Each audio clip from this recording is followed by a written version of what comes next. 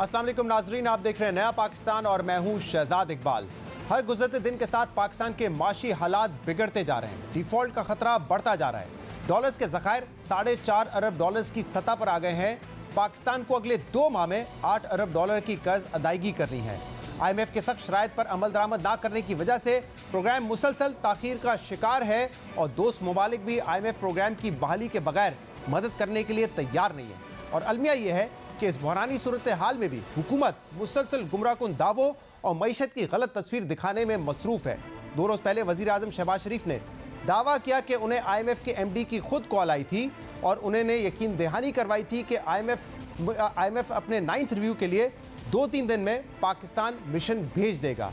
वज़ीर आज़म ऑफिस के जारी करदा बयान में भी यही दावा किया गया था कि IMF 2-3 दिन में अपना मिशन भेज देगा और IMF MD ने वज़ीर आज़म को कॉल की है, मगर वज़ीर आज़म के ये दोनों दावे गलत साबित हुए। IMF ने जो वज़ाती बयान जारी किया है, इससे ये वाज़े हो गया है कि IMF का मिशन अगले 2-3 रोज़ में पाकिस्तान नहीं आएगा, बल्कि वज़ीर ख़जाना इसाक डार की सिर्फ जिनेवा में IMF के वफ़द से साइडलाइंस पर मुलाकात होगी, जिसमें देरपा मसाइल और मुस्तकबिल के लाएअमल पर बातचीत होगी। इसके अलावा IMF के रेजिडेंट रिप्रेजेंटेटिव ने वज़ीर आज़म के इस बयान की भी तरदीद कर दी है कि IMF की MD ने वज़ीर आज़म को कॉल की थी। एक्सप्रेस ट्रिब्यून में साफ़ी शहबाज राना की खबर के मुताबिक IMF हुकाम ने वजाहत की है कि यह राब्ता वज़ीर आज़म शहबाज शरीफ की दरख्वास्त पर हुआ था, जिसमें वज़ीर आज़म जिनेवा में आलमी कॉन्फ्रेंस से मुताल्लिक बात करना चाहते थे। IMF और पाकिस्तान के दरमियान ताल्लुकात पहले ही बदएतमादी का शिकार है और ऐसे में इस किस्म के बयानात ताल्लुकात में मज़ीद बदएतमादी पैदा कर सकते हैं। बहरहाल अब हुकूमत को उम्मीद है कि जिनेवा में होने वाली मुलाकातों के बाद IMF से मामलात तय पा जाएंगे, जबकि वज़ीर आज़म और वज़ीर ख़जाना ये भी कह चुके हैं कि हुकूमत IMF की शराइत पर अमल दरामद करके प्रोग्राम मुकम्मल करेगा। इसके अलावा मुल्क में मईशत की बिगड़ती सूरत हाल में वज़ीर ख़जाना का एक और बयान जिसने हलचल मचा दी है। इसाक डार ने कल जियो न्यूज़ से गुफ्तगू में यह बयान दिया कि हुकूमत मुल्क के वाजिब-उल-अदा कर्ज वक्त पर वापस कर रहा है, जबकि पाकिस्तान के ज़र मुबादला के ज़खायर 4 नहीं बल्कि 10 अरब डॉलर्स के हैं, क्योंकि कमर्शियल बैंकों के पास मौजूद 6 अरब डॉलर भी पाकिस्तान के हैं। एक ऐसे वक्त में जब पाकिस्तान को डिफ़ॉल्ट का ख़तरा है, डॉलर्स के ज़खायर 9 साल की कम तरीन सतह पर आ गए हैं, ऐसी सूरत हाल में इस बयान ने कारोबारी हलकों और मुल्क में फ़ॉरेन करेंसी अकाउंट रखने वालों को तशवीश में डाल दिया है। इसलिए इसाक डार के इस बयान की वजाहत आना ज़रूरी है कि वो कहना क्या चाहते हैं, क्योंकि इस बयान से पैनिक क्रिएट हुआ है। कमर्शियल बैंकों में रखे गए 6 अरब डॉलर्स पाकिस्तानी अवाम के हैं, हुकूमत के नहीं। लेकिन अब ये क़यास रायें की जा रही हैं कि क्या हुकूमत अवाम के इस पैसे को सरकारी कर्ज उतारने के लिए इस्तेमाल करेगी या माजी की तरह फ़ॉरेन करेंसी अकाउंट्स को कहीं फ्रीज तो नहीं कर दिया जाएगा। हो सकता है कि हुकूमत की ऐसी कोई नीयत ना हो, ऐसा कोई इरादा ना हो और शायद इसाक डार साहब ऐसा कोई फैसला ना करें। लेकिन सवाल यह है कि जिस वक्त हुकूमत को बैरूनी सरमायाकारों और पाकिस्तान में डॉलर्स रखने वालों को कॉन्फिडेंस देने की ज़रूरत है, वो हुकूमत पैनिक क्यों फैलाना चाहती है। इस मामले पर इसाक डार की वजाहत इसलिए भी ज़रूरी है क्योंकि 1998 में नून लीग की हुकूमत अवाम के फ़ॉरेन करेंसी अकाउंट्स को मुंजमद करने का तजुर्बा कर चुकी है। मई 1998 में एटमी धमाके करने के बाद पाकिस्तान के पास डॉलर्स के सरकारी ज़खायर सिर्फ आधा अरब डॉलर्स के रह गए थे, जिसके बाद उस वक्त की नून लीग हुकूमत ने 7 अरब डॉलर्स के फ़ॉरेन करेंसी अकाउंट्स मुंजमद कर दिए थे और डॉलर्स बैरून मुल्क ले जाने पर मुकम्मल पाबंदी आयद कर दी थी। और इस पैनिक की वजह से डॉलर के इंटर बैंक और ओपन मार्केट रेट में 25 से 30% का फ़र्क आ चुका था और इसी किस्म की सूरत हाल का सामना पाकिस्तान को आज भी है। मगर मईशत को संभालने के लिए ठोस इकदाम करने के बजाय हुकूमत अब भी मईशत की खूबसूरत मंजरकशी करने में मसरूफ़ है। वफाकी हुकूमत ने आज मुल्क के तकरीबन तमाम बड़े अखबारों में जो इश्तहारात दिए हैं, उसमें मुल्क की मईशत की आदी और गुमराहकुन तस्वीर पेश की गई है। बीमार मईशत को ट्रैक पर लाने और डिफ़ॉल्ट से बचाने का दावा करके हुकूमत पैसा तो ज़ाया कर रही है, मगर इन इश्तहारात से मईशत बेहतर नहीं होगी, क्योंकि असल हकीकत सबके सामने है। आलमी इदारे मुल्क की रेटिंग्स गिरा चुके हैं। इन इश्तहारात में दावा किया जा रहा है कि हुकूमत करेंसी में इस्तेकाम ला चुकी है, मगर ये मजाक तो हो सकता है लेकिन हकीकत नहीं, क्योंकि सबको इल्म है कि इस वक्त डॉलर के इंटर बैंक और ओपन मार्केट रेट में 25 से 30 रुपए का फ़र्क आ चुका है, जिसकी वजह से कारोबार और मईशत में गैर यकीनी की सूरत हाल बढ़ती जा रही है। और हुकूमत करेंसी में इस्तेकाम का गलत दावा तो कर रही है, मगर ये नहीं बता रही कौम को कि इस वक्त सिर्फ 4.5 अरब डॉलर के ज़खायर रह गए हैं और शहबाज शरीफ की हुकूमत आने के बाद ज़खायर में 7 अरब डॉलर्स की कमी हुई है। हुकूमत का दावा है कि रवां साल के इब्तदाई 6 माह में टैक्स महसूलात में 17% का इजाफा हुआ है, मगर ये नहीं बताया जा रहा आवाम को कि टैक्स महसूलात अपने हदफ से 220 अरब रुपए कम है और इसीलिए रवा साल का हदफ 170 अरब रुपए से कम कर दिया गया है। इश्तिहार में यह बताया जा रहा है कि तिजारती खसारा 26% से कम हो गया है, लेकिन यह नहीं बताया जा रहा कि बरामदात 6 माह में 6% से गिर गई हैं। इश्तिहार में यह तो बताया जा रहा है कि इंपोर्ट्स में 16% की कमी आई है, लेकिन इसकी वजह नहीं बताई जा रही। वजह यह है कि पाकिस्तान ने इस वक्त दरामदाद में कई रुकावटें खड़ी कर दी हैं। हमारे पास इंपोर्ट्स के लिए डॉलर्स नहीं है, जान बचाने वाली अद्वियात तक के लिए एलसीज नहीं खोली जा रही हैं। खाम माल और पुर्जों की कमी की वजह से सनतें बंद होती जा रही हैं। खाने पीने की चीज़ों की किल्लत का खदशा पैदा होता जा रहा है। इश्तिहार में यह तो बताया गया है कि करंट अकाउंट खसारा 57% से कम हो गया है, लेकिन यह नहीं बताया गया कि करेंसी की मसनूई तौर पर कंट्रोल करने की वजह से 5 माह में तरसीलात ज़र 10% से कम हो चुकी हैं, जबकि नवंबर के महीने में तरसीलात ज़र 27 माह की कम तरीन सतह पर है। यह है इस वक्त मुल्क की माशी सूरत हाल। हुकूमत इससे कैसे निकलेगी, जिनीवा कॉन्फ्रेंस से क्या एक्सपेक्टेशन होनी चाहिए, इस पर बात करने के लिए हमारे साथ मौजूद हैं PMLN के सीनियर रहनुमा और वफाकी वजीर एहसन इकबाल। एहसन साहब, बहुत बहुत शुक्रिया हमें ज्वाइन करने के लिए। आप इस वक्त जिनीवा में मौजूद हैं। आज पाकिस्तान के वजीर आजम शहबाज शरीफ साहब भी जिनीवा पहुंच जाएंगे। क्या एक्सपेक्टेशन होनी चाहिए इस कॉन्फ्रेंस से पाकिस्तान के लिए, पाकिस्तान के अवाम के लिए, खासतौर पर जो फ्लड मुतासरीन है उनके लिए कितनी मददगार साबित होगी ये कॉन्फ्रेंस, और साइडलाइंस पे IMF के साथ जो मुलाकात है वो कितनी अहमियत की हामिल है पाकिस्तान के लिए? जी, बिस्मिल्लाहिर्रहमानिर्रहीम। ये जो जेनीवा में कॉन्फ्रेंस हो रही है, ये UN सेक्रेटरी जनरल और वजीर आजम की को होस्ट दोनों कर रहे हैं उसे, और इसमें जो हमारे डेवलपमेंट पार्टनर्स हैं और ख़ास तौर पे फ्रेंड्स ऑफ पाकिस्तान शरीक हो रहे हैं। जैसा कि आपको मालूम है कि पाकिस्तान ने इस दौरे जदीद में या मॉडर्न हिस्ट्री में वर्स्ट क्लाइमेट डिज़ास्टर का सामना किया है, और इंटरनेशनल कम्युनिटी ने, जिसमें world bank, Asian development bank, UN के इदारे शामिल थे, मिलके इन्होंने 30 अरब डॉलर का पाकिस्तान के नुकसान का तखमीना लगाया। आपको मालूम है कि हाल ही में पूरी दुनिया सबसे पहले कोविड पेंडेमिक से बुरी तरह मुतासर हुई। इसके बाद एक सप्लाई शॉक आया जिसके मुहर्रक यूक्रेन की वॉर बनी, जिसने कि तमाम कमोडिटी प्राइसेस को बहुत ऊंचा कर दिया, जिससे डेवलपिंग कंट्रीज की जो बैलेंस ऑफ पेमेंट है उसका उन्हें काफ़ी खुमियाजा भुगतना पड़ा और उनके लिए नाकाबिले बर्दाश्त हद तक बैलेंस ऑफ पेमेंट में प्रॉब्लम्स हुए। लेकिन पाकिस्तान इन सब से यूं मुनफरिद है कि इन दोनों इब्तलाओं के अलावा हमें तीसरी इब्तला जो क्लाइमेट डिजास्टर की है उसका भी सामना करना पड़ा। तो इसीलिए जो इंटरनेशनल सतह पे पाकिस्तान के लिए एक सपोर्ट मौजूद है, और ख़ास तौर पे वज़ीर आज़म ने UN जनरल असम्बली और COP में भी जिस तरह बैनुल अक़वामी लीडरशिप को इंगेज किया, वो सब पाकिस्तान की मदद करना चाहते हैं। ताहम इसके साथ साथ ये भी एक सूरत हाल है कि इस वक्त दुनिया में आलमी सतह पर जो मुआशी बहरान आया हुआ है, तमाम ममालिक अपने दाखिली मसाइल से भी बहुत नबरदाज़ हैं। आपको पता है बरतानिया में जिस तरीके की वहाँ पे स्ट्राइक्स हो रही हैं, उनके मुआशी मसाइल हैं। खुद अमेरिका के अंदर उनका फेड जो है वो इंटरेस्ट रेट बढ़ा रहा है, वहाँ पे इन्फ्लेशन बेकाबू है। यूरोप के तमाम ममालिक भी यूक्रेन की वॉर की वजह से मुतासर हैं। तो एक हमें ये हकीकत का भी सामना है कि दुनिया में इस वक्त जो एपेटाइट है फॉरेन एड की वो बहुत कम है। ताहम इसके बावजूद हमें उम्मीद है कि इंशाअल्लाह ताला पाकिस्तान ने जो अगले 3 सालों के लिए 8 अरब डॉलर का टारगेट रखा है कि हम इंटरनेशनल पार्टनर्स के जरिए रेज करेंगे, उसमें हमें जरूर कामयाबी होगी। और क्या हमारी रियलिस्टिक एक्सपेक्टेशंस हैं, जो आपने आलमी हालात का भी जिक्र किया, क्या जो आप कह रहे हैं कि हमें 8 बिलियन डॉलर की जरूरत है अगले 3 साल में, आपको लग रहा है कि इतनी प्लेजेस हो जाएंगी, रियलिस्टिकली इतनी फाइनेंशियल एड मिल सकती है पाकिस्तान को?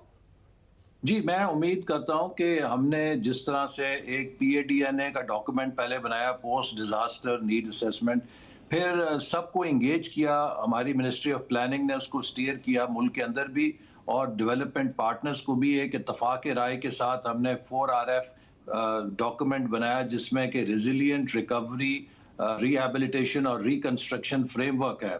और इसके अंदर हमने उसकी मॉनिटरिंग और इवैल्यूएशन का भी निज़ाम रखा है, इंस्टीट्यूशनल निज़ाम भी रखा है। तो इसकी एक ओनरशिप बड़ी ब्रॉड बेस्ड है। 16 अरब डॉलर की नीड असेसमेंट की गई है, जिसमें से 50% हम अगले 3 सालों में अपने तरक्याती बजट से रेज करेंगे, और 50% हमारी इंशाल्लाह तवक्को है कि इंटरनेशनल कम्युनिटी देगी, और उसमें जरूर हमें कामयाबी होगी। अब जिनीवा में ऑब्वियसली साइडलाइंस पे IMF से भी मुलाकात होनी है, फाइनेंस मिनिस्टर इस्हाक डार साहब की, लेकिन 2 रोज पहले वजीर आजम शहबाज शरीफ ने बताया कि उनकी जब MD IMF से बात हुई है तो ये उनसे कहा गया कि फ्लड के हालात में देखें कि क्या क्या प्रायर कंडीशंस है जिस पे हम नेगोशिएट कर सकते हैं। और उन्होंने कहा कि 9th रिव्यू के लिए मैंने रिक्वेस्ट की है कि वो एक वफ्द पाकिस्तान भेजें, और उन्होंने कहा कि एमडी ने कंफर्म किया कि 2-3 दिन में पाकिस्तान वफ्द आएगा। लेकिन अब तो ऐसा लगता है कि पाकिस्तान फिलहाल कोई मिशन नहीं आ रहा है आईएमएफ का। जो मुज़ाकरात होने आईएमएफ के हवाले से वो जिनीवा में ही होंगे। देखिए, इस वक्त हमने आईएमएफ को एंगेज किया हुआ है, हमारी हुकूमत ने बहुत डिफिकल्ट फैसले किए हैं, लेकिन अलमिया यह है कि जो 4 साल आईएमएफ पैकेज के अंदर शराइत पिछली हुकूमत ने मानी और उन पर अमल दरामद नहीं किया गया, लेकिन अब हम पर उन सब का बोझ है। और इसमें हमारा मौक़िफ़ यह है कि ज़रूर आईएमएफ को ये सोचना चाहिए कि जो प्री फ्लड सिचुएशन थी वो अब पोस्ट फ्लड नहीं है। हमें $30 अरब का नुकसान हुआ है, $30 अरब की पाकिस्तान को हिट पड़ी है।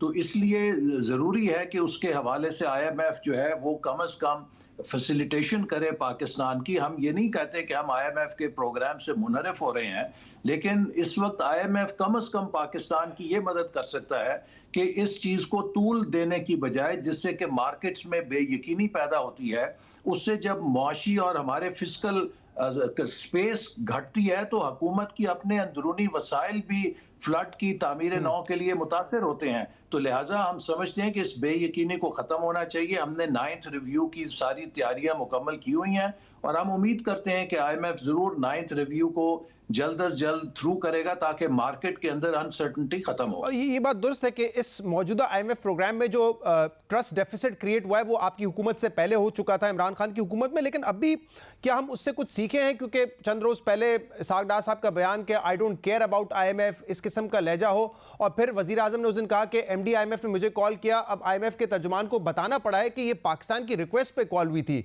तो यानी कि अगर रिलेशनशिप इस तरह का रहेगा, आपके ख्याल में, बात वैसे छोटी सी लगती है लेकिन उनको वजाहत करनी पड़ी है, आपके ख्याल में कोर्डियल रिलेशनशिप है जिसमें बात हो सकती है, या फिर आईएमएफ रिजिड होगा अपनी पॉलिसीज, अपनी प्रायर कंडीशंस को लेकर? देखिए, ये एक इशू है जिसके ऊपर हम तो यकीनन एंगेज कर रहे हैं, लेकिन इस वक्त दुनिया में ये एक लार्जर बहस है कि जो ब्रेटन वुड इदारे हैं, क्या ये इस वक्त जो डेवलपिंग कंट्रीज के हालात हैं उनके साथ इनकी अलाइनमेंट है, सेंसिटिविटी है कि नहीं है। यकीनन पाकिस्तान की गवर्नमेंट अपने मैक्रो इकोनॉमिक फ्रेमवर्क को स्टेबलाइज करने के लिए रिफॉर्म एजेंडे पे बिलीव करती है, और हम ही ने 2013 और 18 के दरमियान पाकिस्तान की तारीख का शायद पहला आईएमएफ प्रोग्राम मुकम्मल किया था। तो अब भी हम पाकिस्तान की मईशत को रीस्ट्रक्चर करने में यकीन रखते हैं, आईएमएफ के लिए नहीं। क्योंकि आप देखिए कि जो तजादात हैं हमारे पिछले 75 साल के, इस वक्त वो शायद अपने क्लाइमेक्स पे पहुंच गए हैं, और हम सबको ये फैसला करना है कि क्या हमने इसी तरह डोल आउट्स के ऊपर इस मईशत को चलाना है या एक सेल्फ रिलायंट मईशत बनाना है। लेकिन ऐसे सब इस वक्त जो सेंस यहाँ पे मिल रही है, और बहुत सारे इन्वेस्टर्स और माहिर मईशत जो है वो ये बात कर रहे हैं कि नून लीग फंस गई है इस वक्त, कि उनको अपना पॉलिटिकल कैपिटल बचाना है, या उन्होंने आईएमएफ के कहने पे मुश्किल इकदाम लेने, वो मुश्किल इकदाम जो वैसे भी किसी मुल्क को लेने चाहिए अपनी इकोनॉमी को रीस्ट्रक्चर करने के लिए, रिफॉर्म्स लाने की जरूरत है। तो क्या ये बात दुरुस्त है? क्योंकि अब लोग तो ये बात कर रहे हैं कि शायद सोल्यूशन जो है वो डार साहब के पास नहीं है, अगर वाकई इस वक्त अगले साल के इंतखाबात को देखते हुए पॉलिटिकल कैपिटल को बचाना है। देखिए, मेरा ख्याल है कि इस वक्त सबसे बड़ा पॉलिटिकल कैपिटल पाकिस्तान को बचाना है, और इस वक्त जो कुछ हम फेस कर रहे हैं ये सब उन फेलियर्स का नतीजा है जो 4 सालों में रिफॉर्म्स नहीं की गई, और एक ऐसा सख्त पैकेज आईएमएफ के साथ पिछली हुकूमत दस्तखत करके गई है जिस पे हम नेशनल असेंबली में तब तकरीरें करते थे, और ये बात भी रिकॉर्ड का हिस्सा है कि हमने उस वक्त कहा था कि पिछली हुकूमत जो पॉलिसीज कर रही है इसका खमियाजा कौम को अगले 10 साल भुगतना पड़ेगा। लेकिन हमारे लिए सबसे बड़ी तरजीह, अपनी सियासत से बड़ी तरजीह पाकिस्तान को बचाना है, पाकिस्तान की मईशत को दोबारा मुस्तहकम करना है, और हम ये काम 2013 के बाद पहले कर चुके हैं, लेकिन इसमें 2-3 साल लगते हैं टर्न अराउंड करने के लिए, और इंशाल्लाह हम इसको टर्न अराउंड को मुकम्मल करेंगे। हमारे लिए थोड़ी मुश्किलात इसलिए हैं कि हम बिल्कुल इस टर्म के आखिर में आए हैं, जबकि चंद माह के बाद इंतखाबात भी होने हैं। अगर ये 5 ईयर टर्म होती तो शायद हमारे लिए ज्यादा आसानी होती, लेकिन इसके बावजूद जो जरूरी इकदाम हैं वो ये हुकूमत जरूर उठाएगी। ऐसे साहब, एक और बयान है वजीर खजाना का जिसकी वजह से बड़ी स्पेकुलेशन शुरू हो गई है, बल्कि लोग खौफजदा हो गए हैं। कल उन्होंने कहा कि पाकिस्तान के जो रिजर्व्स हैं वो 4-4.5 बिलियन नहीं है, वो $10 बिलियन के हैं, क्योंकि कमर्शियल बैंक में भी जो डॉलर रिजर्व्स हैं वो पाकिस्तान के हैं। अब मामला ये है कि वो पाकिस्तानी अवाम के हैं, वो पाकिस्तानी हुकूमत या पाकिस्तानी रियासत के नहीं है, जिसकी वजह से स्पेकुलेशन पैदा हो रही है कि एक तरफ तो वो कहते हैं डिफॉल्ट का खतरा नहीं है, लेकिन फिर वो क्यों कमर्शियल रिजर्व्स को कह रहे हैं कि वो पाकिस्तान के रिजर्व्स हैं? क्या इरादा है इस हुकूमत का? क्या खुदा ना खास्ता फॉरेन एक्सचेंज रिजर्व करने, हम फ्रीज करने पे तो नहीं जा रहे? क्योंकि आपकी हुकूमत ये पहले कर चुकी है 1998 में। नहीं, देखिए, ये हमें किसी किस्म की स्पेकुलेशन नहीं करनी चाहिए। इस किस्म की स्पेकुलेशन से मुल्क की मईशत मजीद गर्दाब में आती है। पाकिस्तान में माजी के अंदर भी जो टोटल फॉरेन रिजर्व्स हैं वो कमर्शियल बैंक्स और स्टेट बैंक के रिजर्व्स को आप ऐड करके बयान करते रहते हैं। उन्होंने सिर्फ एक मैटर ऑफ फैक्ट कहा है कि पाकिस्तान में कितने फॉरेन रिजर्व्स हैं। ना हुकूमत किसी किस्म के किसी के प्राइवेट पैसे को हाथ लगाएगी, ना पाकिस्तान के ऊपर कोई डिफॉल्ट का खतरा है, ना कोई ऐसा पैनिक हमें करने की जरूरत है जिससे बिला वजह हम पाकिस्तान में। ये बिल्कुल आप इंपॉर्टेंट बात कर रहे हैं, ऐसा कोई पैनिक नहीं क्रिएट करना चाहिए, लेकिन वजीर खजाना साहब को ये बयान भी नहीं देना चाहिए ना, ये गैर जरूरी बयान नहीं है फिर? देखिए, नहीं शहजाद, ये बयान उन्होंने कोई पहली दफा नहीं दिया। माजी में भी जब आप पाकिस्तान के फॉरेन रिजर्व्स को शुमार करते रहे हैं तो state bank plus commercial banks को करते रहे हैं। ये कोई पहली दफा उन्होंने बयान नहीं दिया, तो इसलिए इसमें कोई ऐसी काबिले इतराज बात नहीं है। 1998 में जैसे फॉरेन करेंसी अकाउंट्स को फ्रीज किया गया था, सरताज अजीज उस वक्त वजीर खजाना था, ऐसा कोई प्लान नहीं है। मेरा ख्याल है कि इस बहस को भी ना करें, क्योंकि उन्होंने इस तनाजुर में कहा है कि जो फॉरेन आपकी करेंसी डेट, आपका जो फॉरेन पेमेंट्स या आपकी लायबिलिटीज होती हैं वो पब्लिक और प्राइवेट सेक्टर दोनों की होती हैं, क्योंकि प्राइवेट सेक्टर की लायबिलिटीज भी होती हैं। तो लिहाजा अगर आप किसी मुल्क के टोटल लायबिलिटीज को देख रहे हैं तो आपको टोटल उसके रिजर्व को देखना पड़ेगा कि उसके पास कितने। ठीक है, नहीं ये क्लैरिफिकेशन जो आप दे रहे हैं ये जरूरी थी, इसलिए इस पे मैं बात कर रहा था, क्योंकि कल मार्केट्स ने खुलना है, तो ये क्लैरिफिकेशन किसी सीनियर वफाकी वजीर की तरफ से जरूरी थी। आज एक इश्तिहार भी एहसन इकबाल साहब दिया गया है गवर्नमेंट ऑफ पाकिस्तान की जानिब से, know your economy rebuilding Pakistan. अब इसमें काफ़ी सारी बातें ऐसी की गई हैं जो आदाद शुमार दुरुस्त नहीं है, कहीं हाफ ट्रूथ है, लेकिन इस वक्त ये इश्तिहार देना, मतलब अगर आप पैसा खर्च करके एक मईशत की रोज़ी पिक्चर भी दिखाएंगे तो इससे कॉन्फिडेंस तो बहाल नहीं होगा, रियलिटी सबके सामने है।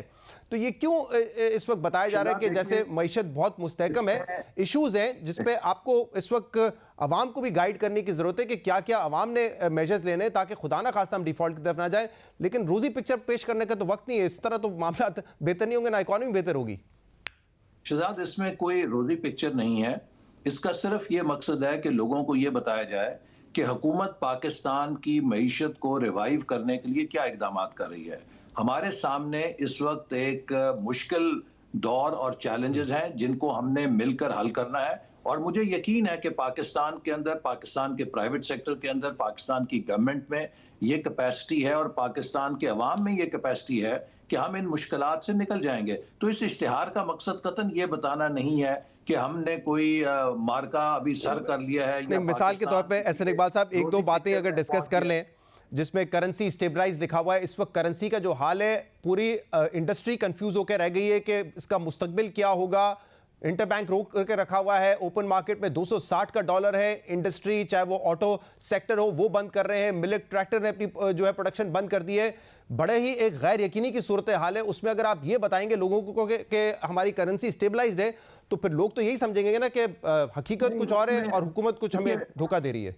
मैं तो चूंकि बाहर हूं, मुझे नहीं इसका ज्यादा तफसील पता, लेकिन मैं समझता हूं कि इसको इस कॉन्टेक्स्ट में दिया गया होगा कि हुकूमत जो है वो करेंसी को स्टेबलाइज करने के एफर्ट्स कर रही है, और आपने देखा कि जो जिस तरह से कि एक ड्रॉप हो रहा था, एक स्टीप फॉल हो रहा था, उसको कम से कम अरेस्ट किया है, और इसलिए इंशाल्लाह आने वाले वक्तों में कुछ इनफ्लोज हमें एक्सपेक्टेड हैं, और जो ही पाकिस्तान के रिजर्व्स थोड़े बढ़ेंगे आप देखेंगे कि ये जो एक्सचेंज रेट पे प्रेशर है ये और बेहतर होगा। लेकिन मैं फिर आखिर में कहूंगा कि इन तमाम मसाइल का जो अल्टीमेट फिक्स है वो सिर्फ एक है, 75 सालों से एक सबक है। हमें अब अगले 5 से 10 सालों में पाकिस्तान को एक्सपोर्ट्स और एक्सपोर्ट्स पे लेके जाना है। ये नहीं हो सकता कि हम डॉलर कंज्यूम करें और हम डॉलर कमाने की सलाहियत ना पैदा करें। जितने ममालिक ने तरक्की की है उन्होंने एक्सपोर्ट लेड ग्रोथ के साथ की है, और इसी के ऊपर हमने अब अपना जो E5 एजेंडा बनाया उसमें सबसे बुनियादी चीज एक्सपोर्ट रखी है, और इसके ऊपर हम कोशिश कर रहे हैं। ये बड़ी इंपॉर्टेंट बात है ऐसे साहब, पूरी मईशत की सिमत एक्सपोर्ट्स की तरफ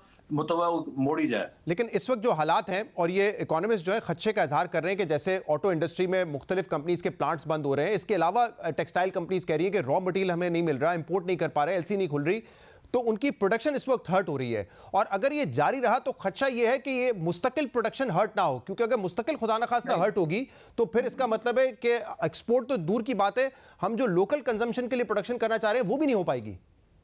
शहजाद, आपको मालूम है कि इस वक्त पाकिस्तान ही नहीं, तकरीबन तमाम इस वक्त 40-45 डेवलपिंग कंट्रीज हैं जो एक बैलेंस ऑफ पेमेंट क्राइसिस का सामना कर रहे हैं, चूंकि ग्लोबली कमोडिटीज की प्राइसेस चढ़ गई थी और पेंडेमिक ने, और फिर खास तौर पे हमें जो हमारा डिजास्टर हुआ क्लाइमेट का, उसने हर्ट किया। तो ये एक शॉर्ट टर्म में कुछ स्टेबलाइजेशन मेजर्स हैं जो हुकूमत ने फॉरेन एक्सचेंज को मैनेज करने के लिए लिए हैं, लेकिन जैसे मैंने कहा कि जो ही इनफ्लोज आएंगे इसकी सूरत हाल और बेहतर हो जाएगी और हम इंशाल्लाह इस रफ पैच से निकल जाएंगे। वी आर वेरी कॉन्फिडेंट कि हमारी डायरेक्शन ठीक है और आप देखेंगे कि चंद माह के अंदर रुपया जो है बड़ी तेजी के साथ स्टेबलाइज हो जाएगा। इस वक्त थोड़े से जो प्रेशर है रुपए के ऊपर, वो इसलिए भी है कि हुकूमत ने कुछ बड़ी अदायगियां की हैं जो कर्जों की गई हैं, और एक पाकिस्तान के अंदर लॉबी है जो मुस्तकिल पाकिस्तान की मईशत के खिलाफ एक नफसियाती फजा बना रही है।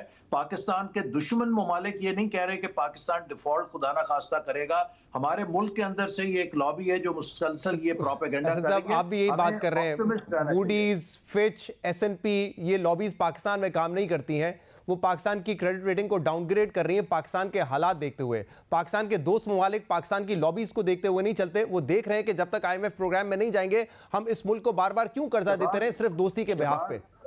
शहजाद, देखिए, पाकिस्तान की जो फंडामेंटल्स हैं वो अभी इतने नहीं खराब कि हम खुदा ना खास्ता किसी डिफॉल्ट को जाएं। जो उन्होंने डाउनग्रेड किया है वो हमारे एक्सचेंज रिजर्व्स को देख के करते हैं कि इन पे प्रेशर है, लेकिन जो ही हमारे रिजर्व्स बेहतर होंगे ये रेटिंग्स भी बेहतर होने शुरू हो जाएंगी। तो इसलिए इसमें किसी किस्म की कोई घबराहट की जरूरत नहीं है। We are going through a rough patch, हम पहले भी ऐसे रफ पैचेस से गुजरे और इंशाल्लाह ताला आप देखेंगे कि अगले चंद माह के अंदर we will be out of this एक आखिरी इशू पे बात कर लूं, क्योंकि आपने कहा कि ये पिछली हुकूमत का फेलियर था जिसका खमियाजा हम भुगतते हैं। आपने अभी बात की कमोडिटी साइकिल की, आज इमरान खान ने भी कहा है हमने मईशत को सहारा दिया, फिर 6% की ग्रोथ थी, सुपर कमोडिटी साइकिल था, ये सब कुछ था, लेकिन फिर भी हमने किया। लेकिन अब हुकूमत जो है वो रेलू कट्टों की है और ये रेलू कट्टों की हुकूमत जो है मईशत को मुस्तहकम नहीं कर सकती। इसके लिए फ्रेश इलेक्शन जरूरी है और पाकिस्तान तहरीक इंसाफ जैसी बड़ी जमात, नेशनल पार्टी की जमात ही हल है, ये कहा इमरान खान साहब ने आज। शहजाद, मुझे जरा जवाब देने दीजिए। ये रेलू कट्टे जब 4 साल पहले हुकूमत छोड़ के गए थे तो पाकिस्तान का तरक्याती बजट का हुजम 1000 अरब था, और जब इमरान खान साहब के बड़े अकल वाले और सियाने, ईमानदार, तहज्जुद गुजार मौलाना इमरान न्याजी साहब ने हुकूमत छोड़ी 2022 में, तो तरक्याती बजट का हुजम 550 अरब था। जब तक ये रेलू कट्टे हुकूमत में थे पाकिस्तान के डेवलपमेंट बजट पूरा साल चलता था। जब हम हुकूमत में आए हैं तो हजरत मौलाना इमरान न्याजी साहब की हुकूमत के नतीजे में 1 अप्रैल को वजारत खजाना ने कहा कि आखिरी क्वार्टर के लिए there will be zero release. Pakistan की 75 साल तारीख में कभी नहीं हुआ था कि हम अपने डेवलपमेंट बजट को पूरा साल फाइनेंस ना कर सके हों। 240 अरब रुपए की रिलीज जो है वजारत खजाना ने रोक ली 1 अप्रैल को कि उनके पास पैसा नहीं था। ये जो बड़े दाना और सियाने इमरान न्याजी साहब हैं 1 अप्रैल को पाकिस्तान का खजाना खाली करके जा चुके थे, और उसकी वजह यह थी कि इन्होंने गैर जिम्मेदाराना फैसले किए। जब दुनिया में तेल की कीमत बढ़ रही थी, ये मुल्क में तेल की कीमत सस्ती शोहरत के लिए सस्ती कर रहे थे, एक इतना बड़ा होल करके मईशत को दे गए कि जिसके असरात से आज भी हम भुगत रहे हैं। सही है। एहसन इकबाल साहब, मामला मसाइल इस वक्त और भी है, खासतौर पे महंगाई। आपको भी पता है कि 25% इस वक्त CPI है और इसमें आटे का बहरान जो है वो शदीद हो गया है। 140, 145, 150 रुपये इस वक्त चक्की का आटा मिल रहा है। 70-80 रुपये जब हुआ था 8 से 1.5-2 साल पहले, आप लोग कह रहे थे कि हुकूमत ने जो है बर्बाद कर दिया है, एक आम आदमी कैसे सर्वाइव करेगा। अब जो है एक शख्स की अमवात हो गई है क्योंकि वो चाहता था सस्ता आटा उसको मिल जाए। ये हालात हैं। और कुछ अरसे पहले ही शहबाज शरीफ साहब वज़ीर आज़म पाकिस्तान ने कहा था कि अपने कपड़े बेचकर भी अगर आटा सस्ता करना पड़े तो आटा सस्ता करेंगे। आटा उससे दुगना हो गया है, क्या करेंगे एहसन इकबाल साहब? देखिए, सबसे पहली बात मैं वाजे करूं, अगर आज आटे का बहरान है तो इसमें सबसे पहले सूबाई हुकूमतों का फेलियर है और सबसे बड़ा फेलियर पंजाब हुकूमत का है, क्योंकि पंजाब 52% ऑफ पाकिस्तान है। जब पंजाब में आप सप्लाई चेन को डिसरप्ट करते हैं तो उससे पूरे मुल्क की सप्लाई चेन डिस्टर्ब हो जाती है। तो इस वक्त अगर आप आटे का बहरान का शिकायत कर रहे हैं तो मेरा ख्याल है कि इसमें आपको वजीर आला पंजाब को बुला के पूछना चाहिए कि क्यों नहीं वो इस चीज को काबू कर पा रहे, क्यों फ्लोर मिलों को वो मैनेज नहीं कर पा रहे, क्यों जखीरा अंदोजी हो रही है, क्यों मुनाफाखोरी हो रही है। हमने पीटीआई के पूरे दौर में ये देखा है कि इन्होंने चाहे शुगर माफिया था, चाहे आटा माफिया था, चाहे गंदम माफिया था, चाहे खाद माफिया था, उनको खुली इजाजत दी है कि वो मुनाफाखोरी करें, वो जखीरा अंदोजी करें। इस वक्त पाकिस्तान में जो प्रॉब्लम्स हैं इसकी बड़ी वजह यह है कि हमारी सूबाई हुकूमत बिलखसूस पंजाब की गैर मौसर है। अगर आप पंजाब में जाके होलसेल मार्केट और रिटेल मार्केट के रेट्स देखें तो 40 से 50% फर्क है। इन्फोर्समेंट नहीं है, हुकूमत नाम सिंध में भी यही हाल है, आपकी इत्तेहादी हुकूमत है, वहां पे भी जो है रेट इस वक्त ज्यादा है। आपकी बात मुझे ये इसका अंदाजा था आप बोलेंगे, लेकिन मैं पहले कह चुका हूं कि जब आप 52% पाकिस्तान के अंदर सप्लाई चेन को डिस्टर्ब करेंगे तो फिर मुमकिन नहीं है कि किसी और जगह आप एक जजीरा बना सकें। पंजाब की स्टेबिलिटी, पंजाब का प्राइस मैकेनिज्म पूरे पाकिस्तान को बहुत बहुत शुक्रिया, बहुत बहुत शुक्रिया। एहसन इकबाल साहब हमारे साथ मौजूद थे। प्रोग्राम में शामिल करेंगे एक ब्रेक, उसके बाद हम मजीद बात करेंगे। हमारे साथ रहिएगा। Welcome back. साबिक वजीर आजम और पाकिस्तान तहरीक इंसाफ के चेयरमैन ने आज दोबारा इल्जाम लगाया है कि एस्टैब्लिशमेंट सियासत में मुलविस है। इमरान खान ने इल्जाम लगाया है कि साउथ पंजाब में लोगों को पाकिस्तान पीपल्स पार्टी में शामिल किया जा रहा है और बलूचिस्तान में बाप पार्टी के लोगों को तोड़कर पीपल्स पार्टी में शामिल किया जा रहा है। उन्होंने ये भी कहा कि पंजाब में कोशिश की जा रही है कि नून लीग की हुकूमत आ जाए और कराची में पाकिस्तान तहरीक इंसाफ के खिलाफ तमाम MQM के ग्रुप्स को एक करने की कोशिश की जा रही है। मामला कराची में कहां तक पहुंचा है? क्या MQM पाकिस्तान, PSP और डॉक्टर फारूक सत्तार का मर्जर अनकरीब हो जाएगा? इस पर बात करने के लिए आज हमने प्रोग्राम में दावत दी है PSP के सरबरा मुस्तफ़ा कमाल साहब को। मुस्तफ़ा कमाल साहब, बहुत बहुत शुक्रिया वक्त देने के लिए। मामला तय पा गए हैं कि मर्जर होना है या अभी भी कुछ चीज़ें हैं, कुछ ऐसे सवालात हैं जिनके जवाब आपके पास नहीं है? देखिए, गवर्नर साहब 2 दफ़ा हमारी मुलाकात हुई। एक दफ़ा हम गए थे, उन्होंने बुलाया था, और एक दफ़ा हम हमारे पास आए थे। वहाँ पे तो सरसरी सी बात हुई कॉन्सेप्चुअली, लेकिन खालिद मकबूल सिद्दीकी साहब जब आए थे तो उन्होंने जो है वो बिल्कुल डिटेल में सारी बात की कि हमें साथ इन हालात पे, चीज़ों पे जो है हमें साथ मिलना चाहिए और आगे बढ़ना चाहिए। हमने डेफिनेटली उसको बड़ा पॉजिटिव जवाब दिया। उन्होंने फिर मीडिया के सामने भी सारी बातें की। तो अभी यहाँ तक ही बात है, आगे डिटेल्स तय होना बाकी हैं। लेकिन इस बात पे मुत्तफिक हैं आप भी, MQM पाकिस्तान भी, कि इत्तेहाद होना है। इसलिए कि देखिए, इत्तेहाद तो अब उसको आप कह लें, हाँ, इसलिए कि जो हालात हैं, हम देखें 7 सालों से हम ये बात सुनना भी गवारा नहीं करते थे ना, और हमने जो है वो खुलकर मुखालफत की है। जब भी बात आई है MQM की, हमने कोई मुनाफकत नहीं की, खुलकर मुखालफत की है। और आज अगर मैं मुफाहमत की बात करूँ तो अभी भी मैं मुनाफकत नहीं करना चाह रहा, और ये नहीं कहना चाह रहा मैं कि भाई जो हमने जो पहले जो बात की है तो उसमें जो हमसे गलती हो गई। नहीं, बिल्कुल मैं ओन करता हूँ सारी बातों को। लेकिन आज हालात क्या हैं? आज हालात ये हैं कि 15 सालों से पीपल्स पार्टी की हुकूमत है, और अब वो जो इन तमाम स्प्लिट की वजह से जो वो कराची के ऊपर भी अपना मंसूबा बनाए बैठे हैं कि वो एडमिनिस्ट्रेशन से ये ले लेंगे। फिर जो है PTI का एक वेव आई हुई है, उन्होंने कुछ नहीं किया 4 सालों में, आज वो भी मंसूबा बनाए बैठे हैं कि वो इस तमाम चीज़ों को दोबारा वो ले लेंगे। तो अगर इनके पास ये चीज़ें चली गई तो फिर तो 40 सालों तक फिर ये शहर को आप छुड़वा नहीं सकते।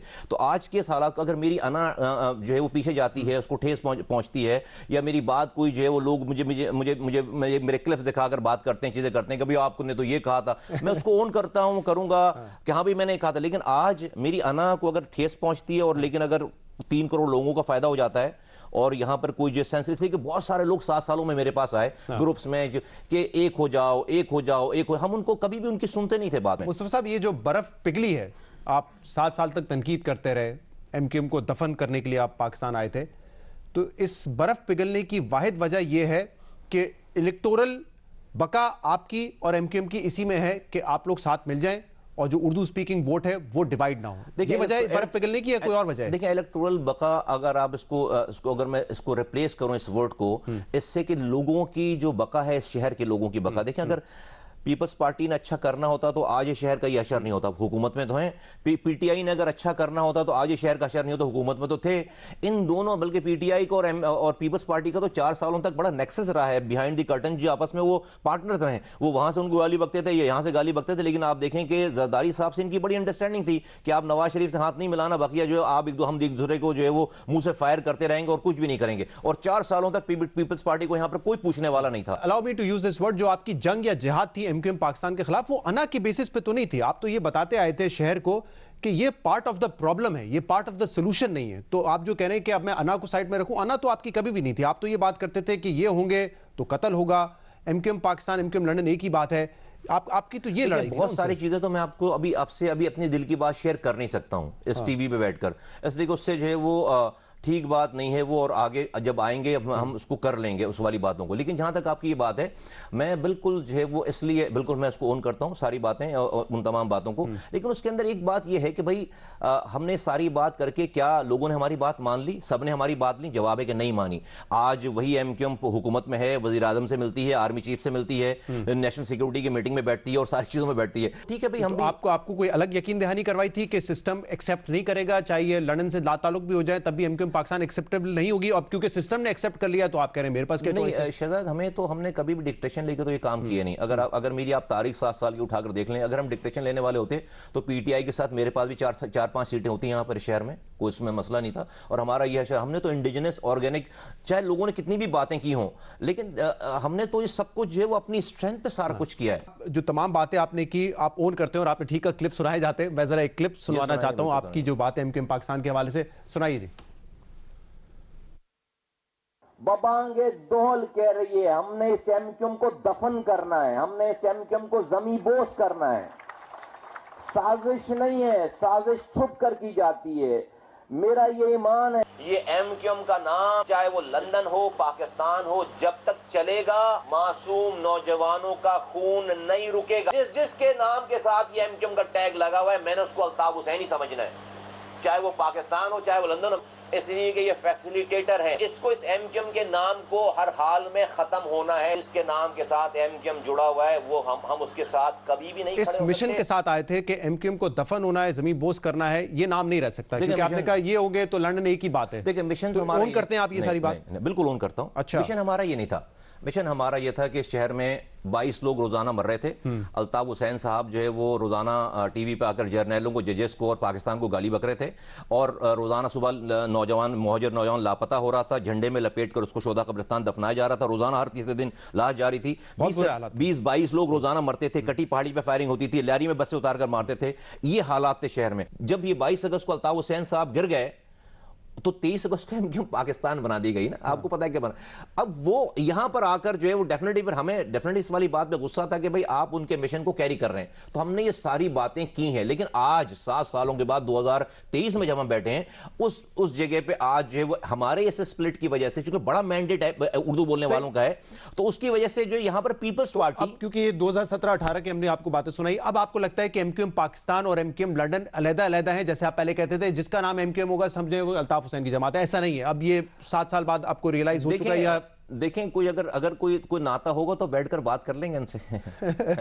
और इस पूरे सेटअप में जो आप एक इल्हाक होने जा रहा है, इत्तेहाद होने जा रहा है, इसमें अल्ताफ हुसैन कहीं दूर दूर तक नहीं होंगे? कोई डिस्कशन नहीं है, कोई डिस्कशन नहीं है, नॉट एट ऑल। कोई तो एंड वक्त पे अगर ऐसा फील हुआ कि शायद ये जमातें मिलकर भी उतना वोट बैंक नहीं इकट्ठा कर सकती क्योंकि अल्ताफ हुसैन ने बाइकआउट का ऐलान कर दिया या हिमायत का ऐलान नहीं किया, तो फिर शायद वो भी पार्ट ऑफ द गेम बन जाए। मैं ना एमक्यूएम में पैराशूट से नहीं उतरा।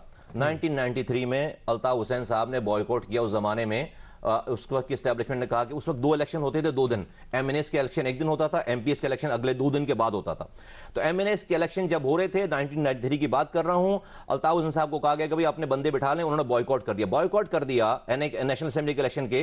तो जहां पर 2.25 लाख लोग एमएनए लेकर वोट लेकर बनता था, वहां पर 2700 वोटों से एमएनए बने। और अखबार छपता था, आपका अखबार उसमें जो है वो सर फहरिस्त होता था।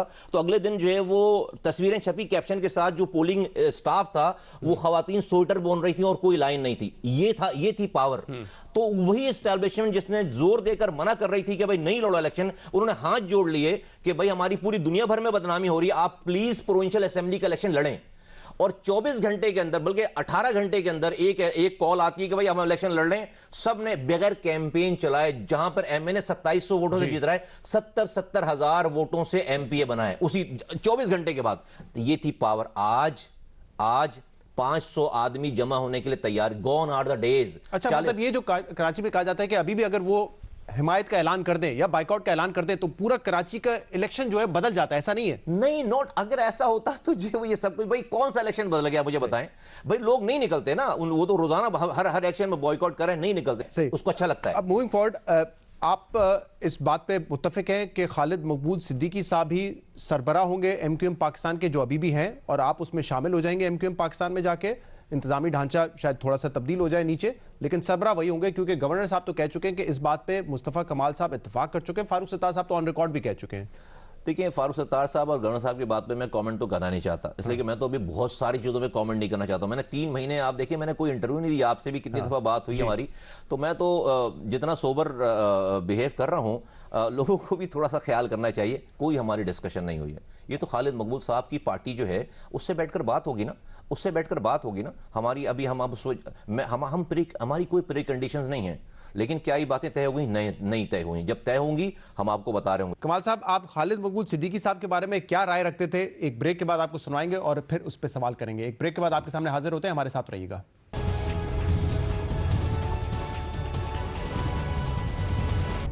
वेलकम बैक नाजरीन। पाक से ज़मीन पार्टी के सभा मुस्तफ़ा कमाल साहब हमारे साथ मौजूद है, जो कहते हैं कि मैं अपनी तमाम बातों को ओन करता हूं। तो ज़रा सुनाते हैं कि खालिद मकबूल सिद्दीकी के बारे में मुस्तफ़ा साहब की क्या राय थी।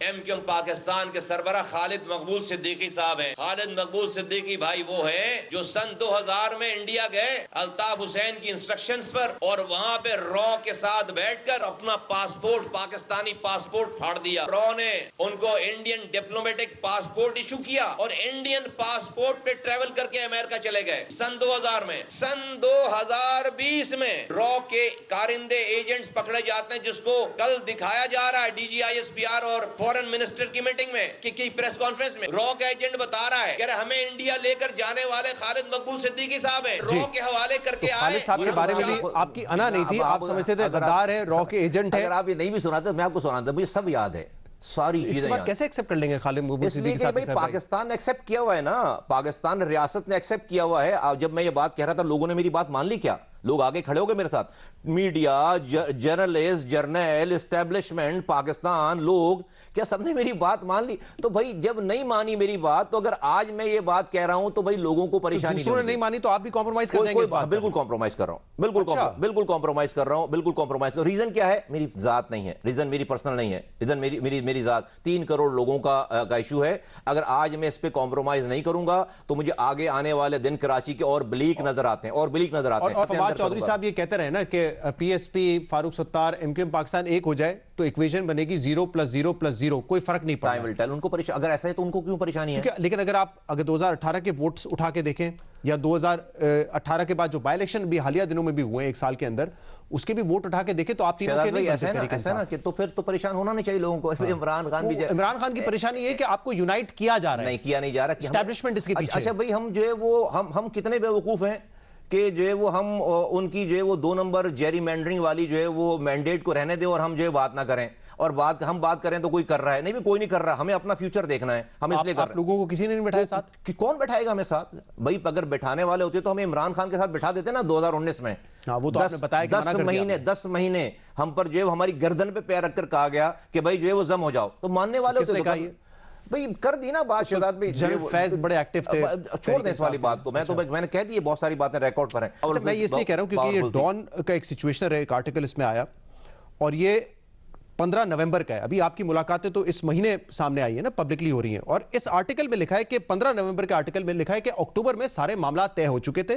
कामरान टिसोरी साहब गवर्नर बने, उसके बाद मुलाकातों का सिलसिला शुरू हुआ। इस्लामाबाद से एक पावरफुल शख्सियत आती है, एस्टैब्लिशमेंट के फिगर, पावरफुल शख्सियत, वो बैठते हैं तमाम PSP के साथ, MQM के साथ, और मामला तय कर लेते हैं। ये 15 नवंबर की खबर है। तो आप ये कह रहे हैं कि ये कामरान टिसोरी का गवर्नर बन जाना जिस तरीके से, जो कि MQM के लिए भी बहुत सारे लोगों के लिए सरप्राइज था, और फिर ये खबर के एस्टैब्लिशमेंट की एक सीनियर फिगर आई, उसने सबको बिठाया, ये सारा ऑर्गेनिक है? आप कह रहे हैं कि ये सब गलत है? इस रिपोर्टर को बुलाकर जो वो डिटेल लेना इससे कि जो जिन्होंने सारी लिखी वो डिटेल बताएंगे ना आपको, वो अपनी जो सोर्स बता रहे हैं ना कि एस्टैब्लिशमेंट के फिगर ही came down from Islamabad to Karachi. मैं तो डिनाई कुछ ऐसा नहीं हुआ। नहीं, मैं तो डिनाई कर रहा हूं इस वाली बात को। अच्छा, हाँ, एस्टैब्लिशमेंट का कोई रोल नहीं है तो बिल्कुल नहीं। मैं भाई देखिए, पाकिस्तान की कौन सी चीज में एस्टैब्लिशमेंट का रोल नहीं है, मुझे बताइए। वही तो तभी तो पूछ रहा हूं मैं भी नहीं, आपसे। हमारे पास साथ नहीं है। नहीं। और आपका क्या ख्याल है कि शहजाद भाई कि जो वो एस्टैब्लिशमेंट का रोल होगा तो मैं आपको यहाँ बैठकर बताऊंगा एस्टैब्लिशमेंट का रोल है यानी कि पहले आप आप- इतने मासूमाना अंदाज में मुझसे पूछा जाता है तो मैं बैठकर बता, मैं इमरान खान हूं, मैं क्या इमरान खान हूं? आपने 2000 मैं इमरान खान सुने हूं, तो सही, आपने मैं इमरान खान हूं जो आपने बैठकर 2000 बताएगा। तो अब अगर आप मुझसे एक्सपेक्ट करेंगे मैं बोलूं जी मेरी एस्टैब्लिशमेंट से बात नहीं होती, मेरे 550 लापता लोग बाजियाब हुए हैं। वो कैसे भाई अब्दुल सत्तार ईदी के पास तो नहीं थे ना, वो Obviously, है वो obviously। रमजान चीफा के पास तो नहीं थे ना, बिल्कुल ठीक तो बात। जिनके पास थे उन्हीं से बात करके बाजियाब। सही, एक आखिरी सवाल मुस्तफा कमाल साहब, एमक्यूएम पहले भी जब पावरफुल हुई ऑपरेशन के बाद, 90s के ऑपरेशन के बाद, हमने देखा कि जो उनका एक दहशतगर्दी थी, भत्ताखोरी थी, खाले जमा करना, फितरा जमा करना, जबरदस्ती, ये सब शुरू हुआ, पीक पे पहुंचा। अब ये खुद अल्लाह का शुक्र है ये खत्म हो चुका है। आपने खुद इस हवाले से बड़ी आवाज उठाई कि जो हो रहा था गलत हो रहा था।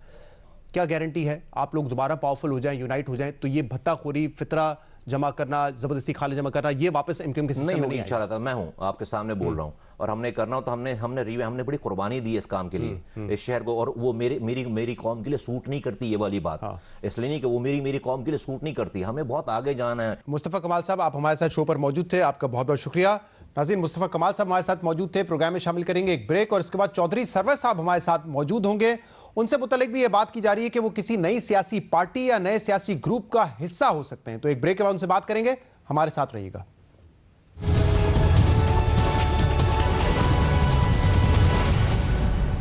वेलकम बैक नाज़रीन। साबिक वज़ीर आज़म इमरान खान इल्ज़ाम लगा रहे हैं कि सियासी जोड़ तोड़ में एस्टैब्लिशमेंट मुलविस है, पाकिस्तान तहरीक इंसाफ को कमज़ोर करना चाहती है। और आज ये खबर भी सामने आई है कि एक नई पार्टी या नया सियासी ग्रुप बनने जा रहा है और चौधरी सरवर साहब जो हैं उसमें एक अहम किरदार अदा करेंगे। मुलाकातें तेज़ हो रही हैं, कोशिशें तेज़ हो रही हैं, इस पर हम बात करेंगे, जिसके लिए हमें ज्वाइन किया है पंजाब के साबिक गवर्नर चौधरी सरवर ने। चौधरी सरवर साहब, बहुत बहुत शुक्रिया वक्त देने के लिए।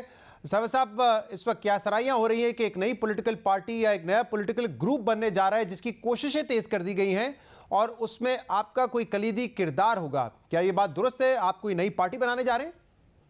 देखिए, पहले तो मैं चाहता हूं कि ये जो खबर है मुझे अखबारों में और टेलीविजन से मिली है और इस सिलसिले में मेरी किसी भी सियासी ग्रुप से या किसी इंडिविजुअल से पार्टी बनाने के सिलसिले में कोई बात नहीं हुई है।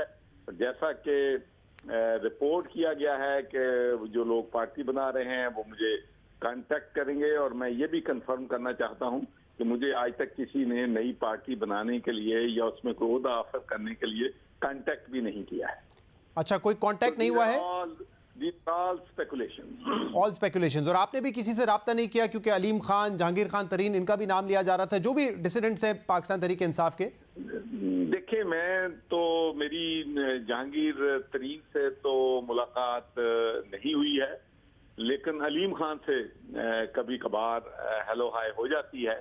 और जहां तक मेरा ख्याल है, जो मेरी बात उससे होती है, तो मेरा ख्याल है कि उसने पॉलिटिक्स वो तो कहता है, मैंने खैर बात कह दिया है। सरवर साहब, अगर नई पार्टी बनाना ऐसा कुछ नहीं हो रहा है, ये तमाम स्पेकुलेशन है, तो फिर आपका सियासी मुस्तकबिल क्या है? आप नून लीग के गवर्नर रह चुके हैं, पाकिस्तान तहरीक इंसाफ के गवर्नर रह चुके हैं, आपका सियासी मुस्तकबिल कहां पर है फिर?